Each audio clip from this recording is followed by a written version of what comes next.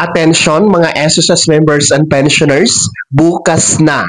Importanteng petsa para sa inyo. Pag-uusapan natin sa video na ito. Hold up.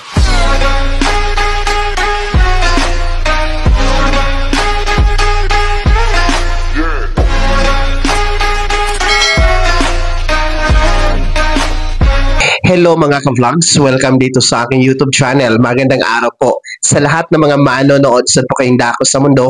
Kumusta mga ka-vlogs? Eto ha mga miyembro at pensyonado na SSS, bukas na po, importanteng petsa. Makukuha at magagamit nyo na ito. Mamaya-maya pag-uusapan natin. Pero bago ang lahat, kung bago ka pa lang dito sa aking YouTube channel o di kaya hindi ka pa nakasubscribe, abay click nyo muna ang ating subscribe button na nasa baba. Huwag nyo kalimutan na pindutin ang notification bell. Ilagay nyo po sa all para naman updated ka sa lahat ng mga videos na aking i-upload. So, eto na ha, mga miyembro at pensyonado ng SSS. Dahil bukas na po, importanteng petsa para sa inyo. Sapagkat makukuha at magagamit nyo na ito bukas. Since March 7 po tayo bukas, no?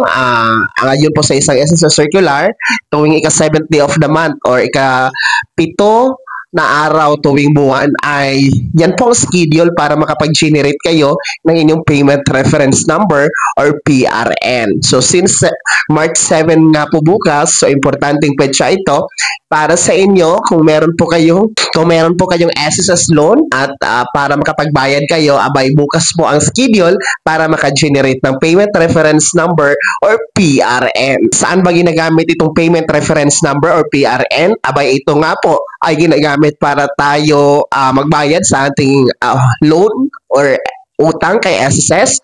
Gaya po ng SSS Salary Loan, SSS Calamity Loan, SSS Restructured Loan, SSS Educational Loan, Pension Loan, no? At Emergency Loan, no? Kung meron kayong mga loan ng SSS, no?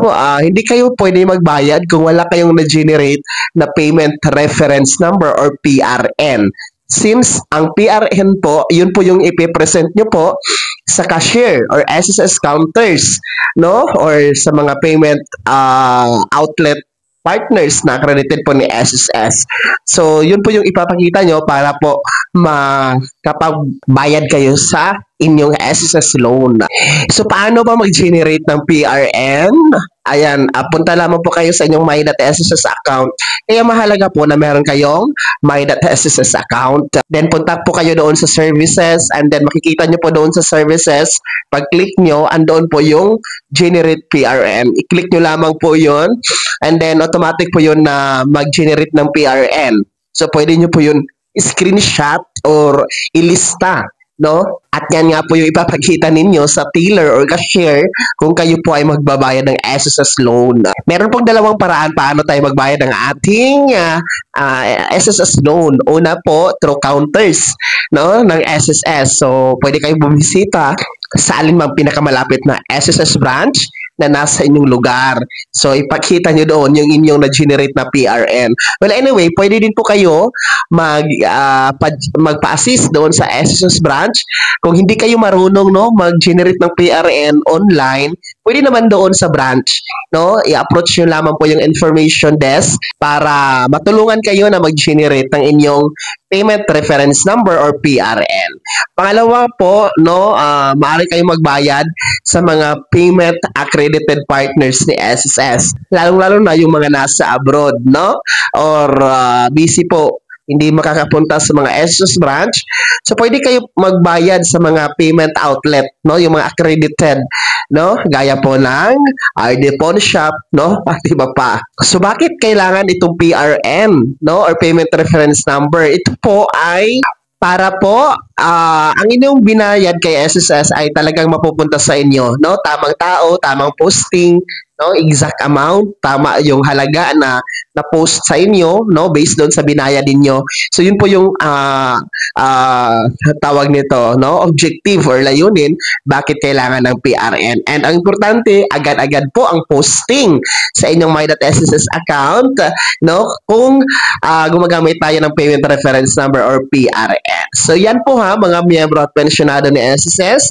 Mahalagang paalala sa inyo, importanteng petsa bukas, no, March 7, araw ng Biyernes, ay schedule nyo po sa pag-generate ang inyong payment reference number or PRN sa pagbabayad ng inyong SSS loan gaya ng salary loan, calamity loan, restructured loan, emergency loan, no, pension loan, educational loan.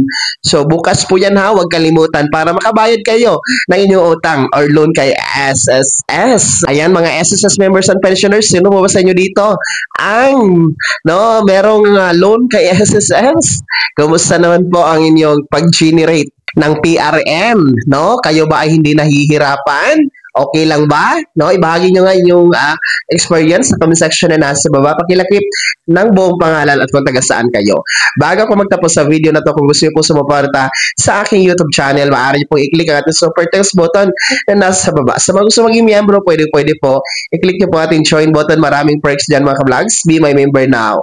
Sana naging kamay ang video na to kahit paano na pag-uusapan natin ang mga mahalagang bagay-bagay na may kinalaman sa pagiging miyembro, pensyonado at benepisyaryo sa SSS. Kung hindi ka pa nakasubscribe dito sa aking YouTube channel, maaari nyo na i-click ang ating subscribe button na nasa baba. Huwag niyong kalimutan na pindutin ang notification bell. Ilagay niyo po sa all para naman updated ka sa lahat ng mga videos na aking upload. Maaari nyo i-like ang video na to. At kung meron ka pa mga katanungan, maaari nyo i-komento sa comment section na nasa baba.